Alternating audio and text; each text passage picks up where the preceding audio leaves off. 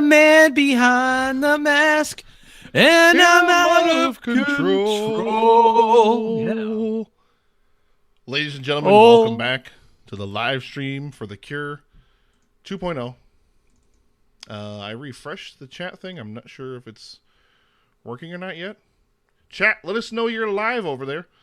And meanwhile, it's time to go ahead and bring in the Interrupted Tales crew. Boom. Boom. And we got to get the soundboard in here, too. You can't forget about the Interrupted Tales soundboard. Welcome. That's right. To the live stream for The Cure. How the hell are you guys? Oh, good. Thank you, Nick. How are you? Still awake? Better now that I'm back online. Like, my modem was like, oh, I'm not going to reset right now. I'm going to wait. And then I had to reset it again. I was like, ugh. The joys of live streaming. God damn it. Yes, exactly, Evil Justin. Don't laugh at me. So, welcome to the live stream for The Cure. Heather's on. Hello, Heather, over in the chat. So at least the chat's working again. Oh, my God. I'm so sorry. You guys were supposed to be on at 4:30. What do we have to do? You know, I've been paying attention to this a little bit, kind of half. This is, from what I can tell, this is a telethon to raise money for white guys with beards, right? Yes. 100%. Well, Kids are 95%. white guys with beards. About 95%. Okay, that's what I was making sure. And believe me, we fit in the category. So I'm glad to have the money. Oh, my God. So, first things first, why don't you go ahead and tell the live stream for The Cure audience what Uninterrupted Tales, God damn it, is all about. Now I'm going to say it 15 beer. times. Interrupted Tales at interruptedtales.com is a podcast called Interrupted Tales. No, we basically, there's two hosts, Rob and Alan. Alan, say hi. Hi. One of us reads an old pulp weird story from back in the day every episode, and the other person interrupts it with jokes. So it's kind of a little bit like Mystery Science Theater with old stories, or just kind of us being goofy with really weird things. We do romance, sci-fi, horror, crime, and it's been a lot of fun. Awesome. Well, I know you guys have got a story queued up for our audience, so Justin and I are just gonna kick back, and I'm really eager to kind of hear you guys do your thing, and I don't know, I'll probably jump in there periodically, but yeah, I'm just eager to hear your thing. I'm ready to be Thing. entertained. And we're gonna be... Feel free to interrupt at any time if we get any donations. You'll get a lot of this. I sucked a dick last night. You get a lot of that. I hope we do. Counting on it.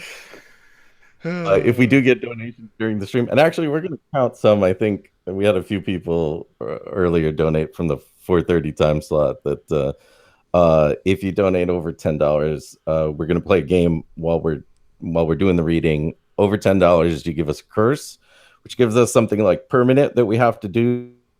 Ooh.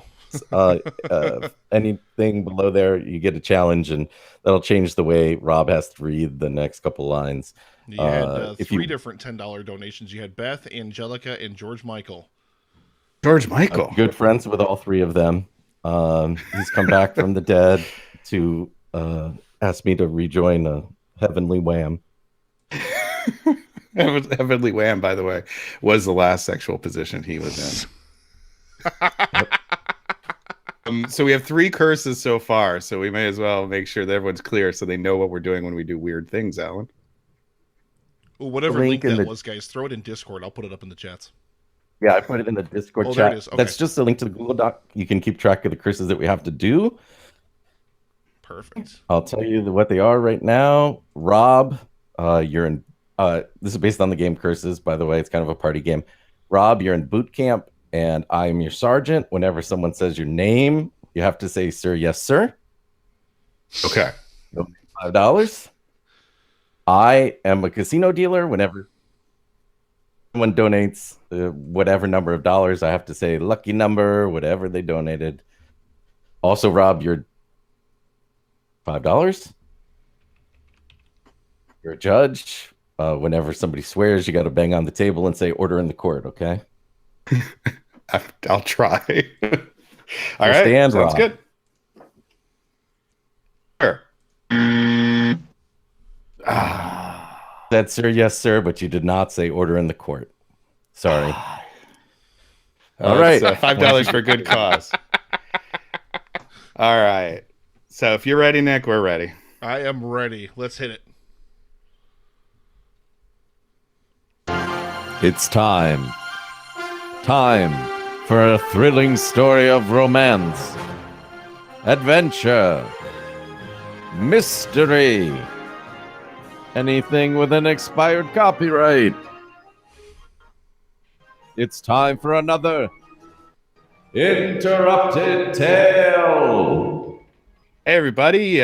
This week, we've got a very special live episode as part of Livestream for the Cure. I hope everybody's donating and giving lots of money on the stream. Today's story is from the pages of Black Mask magazine from August 1922. And it is called The Failure.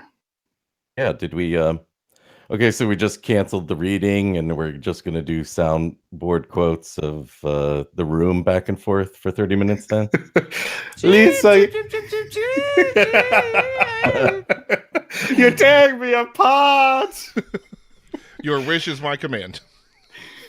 Love it. You're All right, not well, my this fucking mother. order in the court. By the yes. All right, and the story is by Harold Ward, just for you completists out there. And here we go with this week's tale.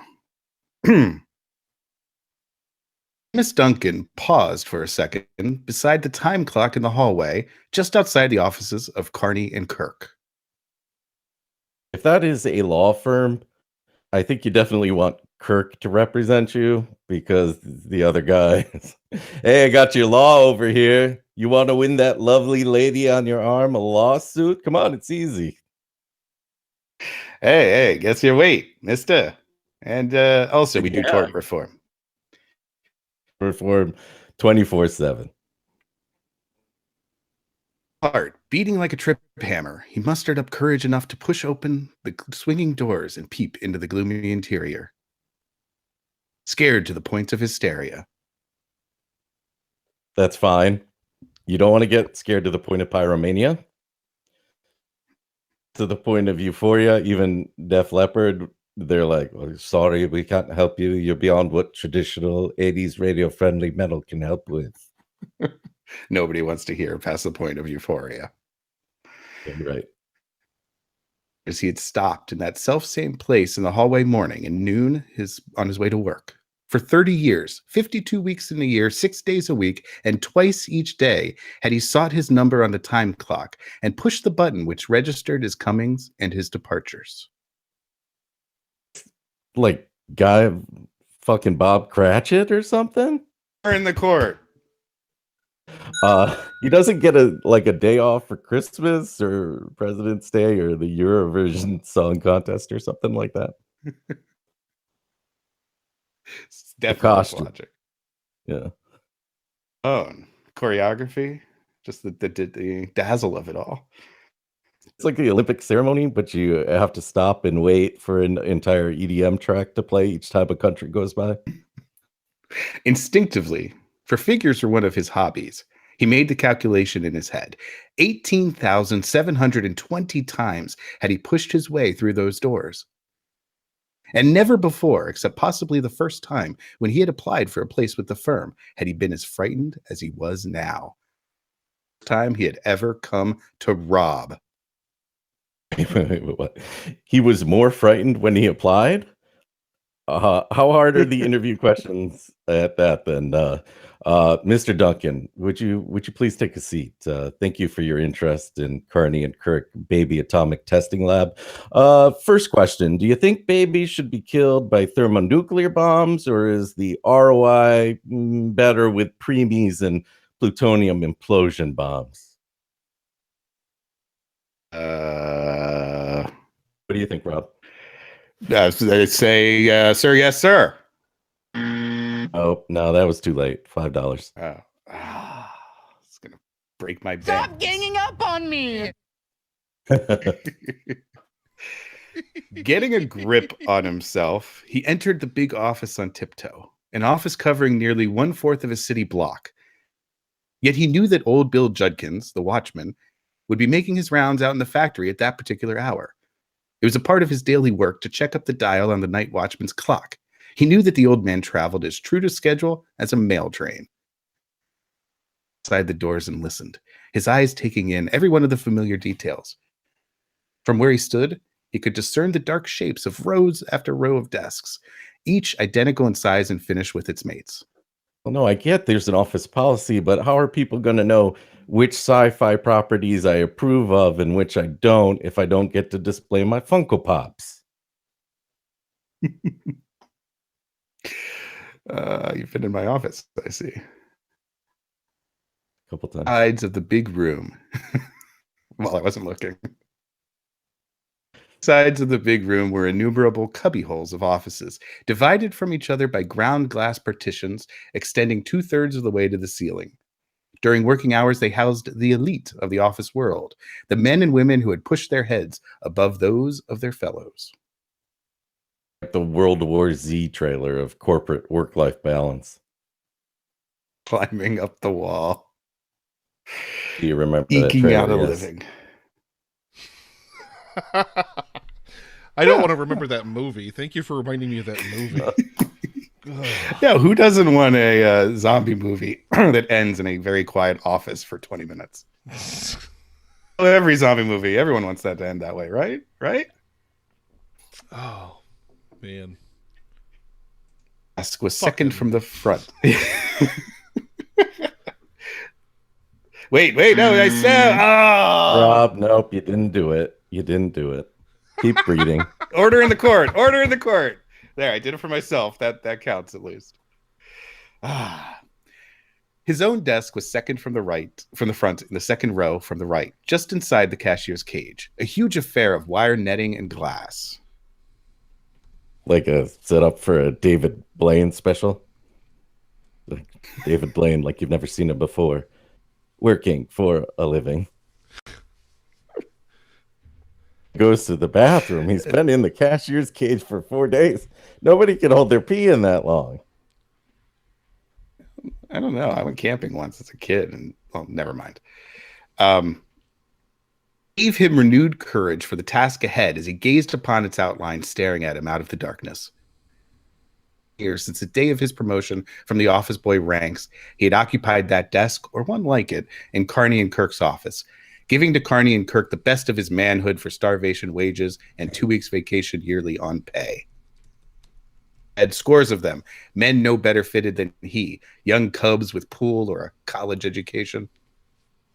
I know it. You give away the best of your manhood for 30 years, and suddenly some young cub with pull just shows up and takes all your naughty policeman gigs. Is the plot of Magic Mike 3. I've written a spec script. C-Tates, you just give me a call. I know you're listening.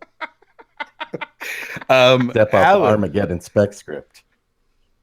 And this is a good time to talk about your Step Up Armageddon spec script. You want to give everybody the quick proceeds? Why don't we continue on? And also, check our Twitter. Plot. Keep reading. He had long since given up hopes of promotion. He had reached a point where he was a mere cog in a machine, a fizzle and a failure. In 99 cases out of every 100, when a man goes wrong, a woman is responsible. Clicked on the wrong subreddit there. Come on back to r/all, okay? Reddit, 1922, in action on the internet. In Amos Duncan's case, the woman was Mrs. Amos Duncan. A downtrodden cog in an office machine, a man with little force of character in the beginning, henpecked at home and abroad, Duncan held to the firm opinion that his wife had conferred a favor upon him by marrying him. Rescued her from a life of drudgery in the shipping room of the factory, changed his opinion not one iota. Nor did Mrs. Duncan fail to keep his memory refreshed whenever opportunity offered itself. To appear as a hero. I hate to cut you off. I'm so sorry, but apparently my alert box is not working for donations. We have had John Gary with a $10 donation, Angelica Valpando with 2 more $10 donations, and Vivian checking in with a $5 donation, all for you guys. I do apologize for whatever reason donation alerts are not working. So thank you all very much for those amazing donations, and I believe that gets you guys a few more curses. Yeah, Alan, what does that take us? What does that add to us, real quick? That was another 35. Nice. She's okay. Here, I'm not counting Angelica. No, that's my wife. Up to 4 curses. I have a new curse. I'm at the zoo. Whenever somebody gets buzzed for wrong, I have to say I like turtles or some other zoo animal, a different zoo animal each time. Okay. All right. Every time you ding. Sounds good. And then there's also, now we have a challenge. You had a $5 challenge. You're in an infomercial, Rob, for a new exercise device. You got to read the next line. Tell me what it's called and how to use it. Okay. All right. It had taken him up 2 years to screw up his courage to the point of robbing Carney and Kirk, but it would have taken him only 1 year if he had had the magic of the isoplexitoner 5000. And it could be yours for the low cost of $199.99. What? You can't believe that? Fine, $150.99. Mr. Trevino, I represent the Shake Weight Company, and we'd prefer you sell a product that looks like you're masturbating a little bit more. That's really our target audience. Here we go. And Rock I Band love checking in with $10 for you guys. They got tacos at the gas station in Jessup. Okay. All right, what's another $10? Hold on. Another say that I love skinks. They're my favorite kind of lizard. Here's a new curse. You're very specific. Whenever the story says he, you got to add the name of the character afterwards. So like he, Amos Duncan, walked to the refrigerator. Okay. We're going to be poor when this is done. Okay. Where I don't even... Okay. Yet he, Amos Duncan, had planned the affair so often that he, Amos Duncan, knew he, Amos Duncan, would be absolutely above suspicion. Okay. And with the money once in his hands, he, Amos Duncan, could hide it until all memory of the affair had blown over, and then, with a carefully concocted story of a lucky speculation on change, resign and migrate to some distant city to spend his declining years in ease with the lady who had assumed his name. That assumed his name is his wife, or like a pretty bad identity thief. They kind of had like a 50-50 chance, and we're like, I can make it work. Eric always paid off in cash. Duncan knew that there was close to $50,000 in the vault ready to go into the pay envelopes in the morning. As assistant cashier and one of the old-timers with the firm, he, Amos Duncan, had been entrusted with the combination. He, Amos Duncan, had read that skilled burglars are able to open vaults by listening to the whirl of the mechanism. A rag saturated with alcohol would do away with telltale fingerprints. The police would think the robbery the work of a professional. Oh, look at this, Joe. No fingerprints. Must be the work of a real pro, or maybe a gardener or a surgeon or someone dressed in a goofy costume. Anybody with gloves is what I'm saying, Joe. Oh, I'm a professional thief and a stone cold killer. It's worth it for the impression. I love it. And still... Let's see here. Damn it. Order in the court. Still walking on his toes, he, Amos Duncan, worked his way through the maze of desks to the big vault in the rear of the office behind the cashier's cage. Taking a tiny flashlight from his pocket, he, Amos Duncan, pressed the button and allowed the stream of light to play over the dial, while he, Amos Duncan, manipulated the affair with fingers that trembled as from the ague. It refused to work.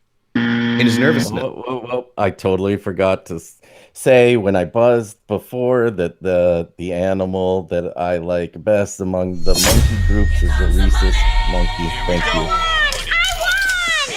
In his nervousness, he, Amos Duncan, had gone past the number. He, Amos Duncan, took a deep breath and with the sweat standing out in great beads upon his face, attacked the job again. Vivian just checked in with another $10 donation, guys. Okay, thank you so much. Oh, lucky number 10. I think I've been forgetting to say that. Angelica right. checked in with another $10 donation in there somewhere, but these stream alerts are being a little wonky. I'm not sure. I'm gonna blame it on the screen alerts then, and I guess I have a new curse which says that I'm polite, and whenever I interrupt with a joke, I gotta start it. Excuse me. Oh, I love it. I love it. Let's see. Someone is entering through the rear doors leading from the factory.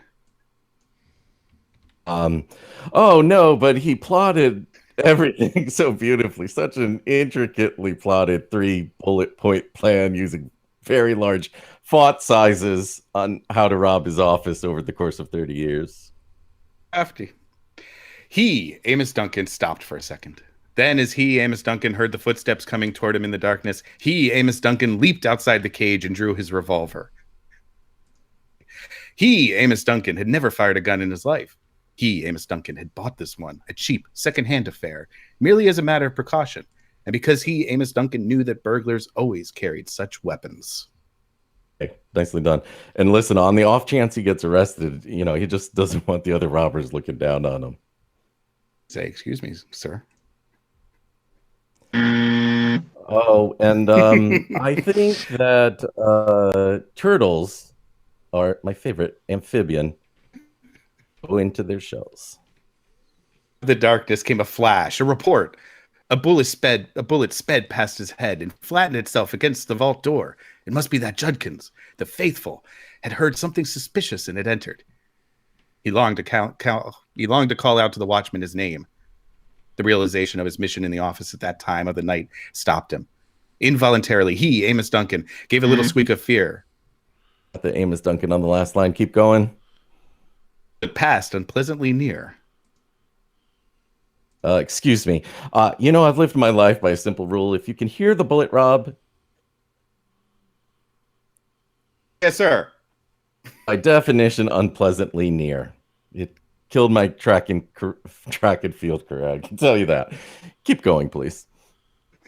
Instinctively, just as a cornered rat will fight, so his finger pressed the trigger of his own gun. Amos Duncan, fired aimlessly in the direction of the other, dodging from desk to desk, knocking over chairs. Amos Duncan, was in a panic of fear. The other's fire ceased suddenly. From out of the darkness across the great room came a dull, throaty cry. Something metallic jangled against the tiled floor. An instant later, it was followed by a heavier body, a body that crashed against the desk as it dropped. Elise and Vivian want to hear their names on YouTube, especially Vivian. Another $10 donation. Thank you, Vivian. Slaying it. You guys have amazing fans. That is unbelievable. You, Vivian. She's an amazing fan. I don't know where she got a credit card from at her tender age. You, Elise. Geez, it's you're really young to be getting credit, but I'm so glad you're listening to Danny on the podcast and making it so difficult for us to finish this story. All right, the next curse is Alan. Rob. I like parakeets. They're colorful. Yes, man. Whenever someone asks you a question during the read, agree with them. That sounds good. Duncan leaped through the folding doors and out into the hallway again. To unlock the outer door and dash out onto the sidewalk was but the work of an instant. Around the corner, Amos Duncan, heard the shrill whistle of the policeman on the beat. As, attracted by the shots, Amos Duncan came lumbering along, signaling for his mate. Well, it was actually the other guy, but whatever. Amos Duncan dodged into the shadow and turned into the alley. Behind him, Amos Duncan, could hear the policeman hammering on the front door with his nightstick. Excuse me. Police, open up. We've heard reports of a car backfiring 5 or 6 times, and then there was another car that backfired in response, and then I guess one of the cars let out a blood-curdling scream. We're just trying to track down the owners. From 2 blocks down the street came the sound of another whistle. In the distance, a third shrilled, proving that reinforcements were on the way. Mrs. Duncan was sleeping soundly when Amos Duncan, arrived home after a roundabout trip through the alleys and side streets. Letting himself into the house with his passkey, Amos Duncan hastily sought the security of his own room. There's So still far a as little he, bit of Amos credit Duncan, left on that card because Elise just checked in with another $10 donation. Okay, well, we're running short on curses, Elise. I love you very much. Criminal, and whenever someone mentions the police, I must say you mean the popo or some other police slang, different each time. good luck with that. Far as he, Amos Duncan, knew, no one had seen him going to the factory nor leaving it. Oh, but yeah, I did punch in. Well, it's just muscle memory, but okay, new plan. We return to the office. I run the time clock in reverse until the odometer rolls back. Okay, it's genius. I don't know why they promote college kids over me. But God, what a fizzle he, Amos Duncan, had made of the affair. And there was blood on his hands, the blood of poor old Judkins. What had he, Amos Duncan, gained? Nothing, absolutely nothing. He, Amos Duncan, paced the floor, every nerve tingling. He, Amos Duncan, wondered, poor old Judkins. And he, Amos Duncan, had a crippled wife, too. Or no, Judkins, had a crippled wife, too. With Judkins gone, she would have to go to the poorhouse. It was something that he, Amos Duncan, had not foreseen. Really, fucking Epimetheus over here maybe didn't think the whole thing through. Hey, Rob. I'm gonna donate $20 to the stream if, based on the previous Greek legend referencing joke you heard, you could tell me the name of the cramped all-women's poorhouse to which Judkins' widow would now be reduced to. Yes, the name of that all-women's poorhouse would, of course, be Blush Nightclub. No, Pandora's Box, Rob. Pandora's Box. Pandora's Box. That's what we were looking for. Okay. I didn't say sir. Yes, sir. And also, I like goats, especially the ones that like scream and fall down when they get startled. Amos Duncan, was still pacing the floor when the sun came up in the east. In the other room, Amos Duncan, heard Mrs. Duncan getting up. In less than 2 hours, Amos Duncan, would have to go to the office. Of course, no one would suspect him, but... No, the police never suspect the person who has unfettered access to the safe as part of their work. That'd be pretty easy, and they love following crazy dead-end theories that result in the greatest possible amount of paperwork. Amos Duncan, could hear Mrs. Duncan rattling the pots and pans in the kitchen when the doorbell rang. Amos Duncan, opened the bedroom door a crack and peeped through as she answered the summons. Prom. A gruff voice was asking for him. He heard her admit the visitor. Amos Duncan, heard her admit the visitors. There seemed to be two of them. Then she called shrilly up the stairway for him. Amos Duncan, knew that they were detectives from their heavy tread. The thin blue line, I'm going to call them. Excuse me. Yes, hardened criminals like him can always tell from the tread. You're their 3-inch platform heels, and you think, oh, that's the fuzz come to put me in the pokey. Time to flush my Mary Jane down the commode. Sounds about right. Yeah. They were after him for killing Judkins. His brain was in a whirl. Yet Amos Duncan, wondered how it happened that they associated him with the crime. Amos Duncan, had been so careful, too. Probably Amos Duncan had dropped something in his mad rush to the outer door. Now, what could he have dropped? Maybe his sense of decency. Maybe just kind of skidded under a table somewhere. Maybe he just dropped a $50 donation like Bethy just did. Holy on the stream and said that they'll stop interrupting your tale, but wanted to drop $50. Thank you so much. We are creeping so close to that $3,000 mark, $2,917 right now. A lucky number 50. Yes. Oh boy, we're gonna pay a lot of money. And let's see if we can get to 29. We're almost ready. We're almost done here, folks. So you only got another minute. Amos Duncan, could never face the music. And Mrs. Duncan, what would she say? It's a question. What am I supposed to do with it? Oh yeah, I don't know. What would she say? He couldn't tell. Amos Duncan, couldn't tell her that Amos Duncan, had gone to the office to rob the vault for her sake, and had made a failure. The gun lay in the bureau drawer where Amos Duncan, had tossed it. Picked it up and broke it open. The chambers were all empty. He, Amos Duncan, had used every cartridge in killing poor old Judkins. Buzz of conversation. Mrs. Duncan shrieked. He, Amos Duncan, heard his own name mentioned. God! They had told her what he, Amos Duncan, had done. He, Amos Duncan, must move rapidly. On a bottle of carbolic acid. that you keep handily by your bedside table. Mhm.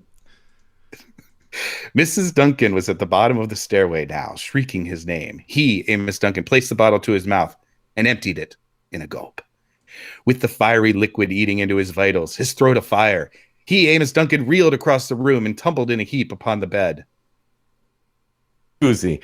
Oh no, whoops. What does this say? Carbolic acid? I thought the bottle said bicarbonate acid reliever. I was getting heartburn from the stress, and now it's kind of getting big heartburn. Why do we keep this next to the Pepto-Bismol again? I don't know. Why do we keep this next to the Pepto-Bismol? Thanks. Duncan was outside. Mrs. Duncan was pounding at his door. Amos, wake up! She was shouting between sobs. For Mrs. Duncan was a hysterical woman. This classy. And awful things happened. There are 2 detectives here. You mean the pigs? You mean the pig? I'll call myself for that. Also, I think that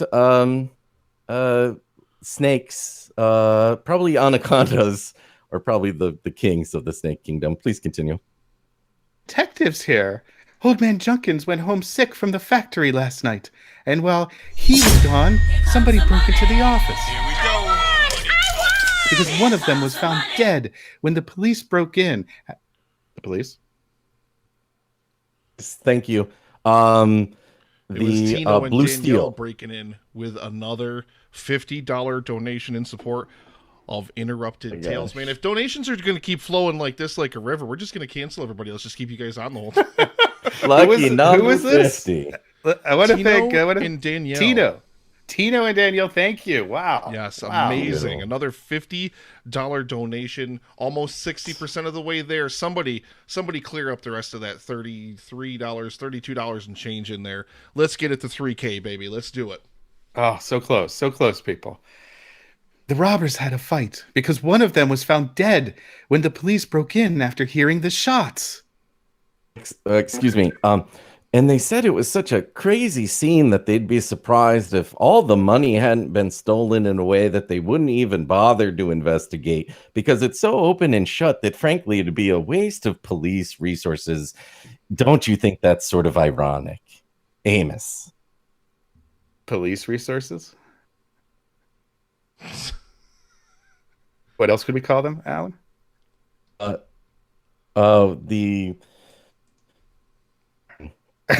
okay. Enright. Probably some pigeons that are right at the entrance to the zoo. Love 'em. Enright, the cashier, is out of town, and they want to come down and open the vault and see if anything is gone.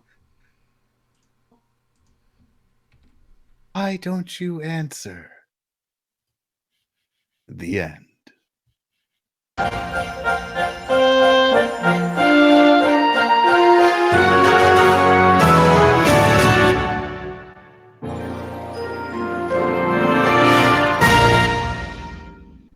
See, it was the old switcheroo. Alan. Oh boy, yeah. Another robber. What are the odds? Well, there is something we like. You have a moral for the story, Rob? We usually give a moral at the end of our stories. Yeah, at the end of every story. Alan, what would you Right. say the moral? Yeah. No joke, kids. Tide Pod Challenge. Stay in school, get that college degree. I think the moral is that you should be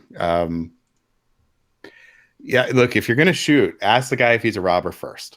All right, it's just the polite, gentlemanly thing to do. All right, I think that about wraps it up. I want to thank everybody who donated during this. This is crazy. Yeah, absolutely. An amazing amount of donations. It goes back for like the last hour ish. several $100s. Really helped us close the gap. We're still on the air. Anyone? Come on. 30 seconds. Come on. Anyone else? Need $32 and change to finish closing that gap. That was amazing, guys. That was really. Oh, thank you. That was really, really, really cool. And that was the wrong button. There we go. Thank you. I was like, let's play the intro. Drown everybody out for 2 minutes.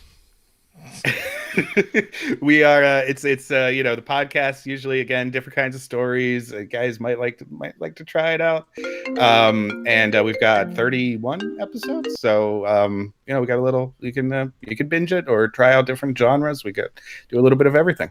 So this was really awesome. You guys, Nick especially, forget the other, fuck those guys. You know, you did an amazing job. So this is really, really awesome. It's unbelievable you do this. Yeah, it's such a good cause, and like I said, we're now at like $3,000. So I mean, you think about it, really, we've almost made like $6,000 for the Cancer Research Institute, which so much money that's going to go to an amazing cause. So, hang on, somebody checking in. Here comes the money. Kathleen Madigan checking in with a $32 donation.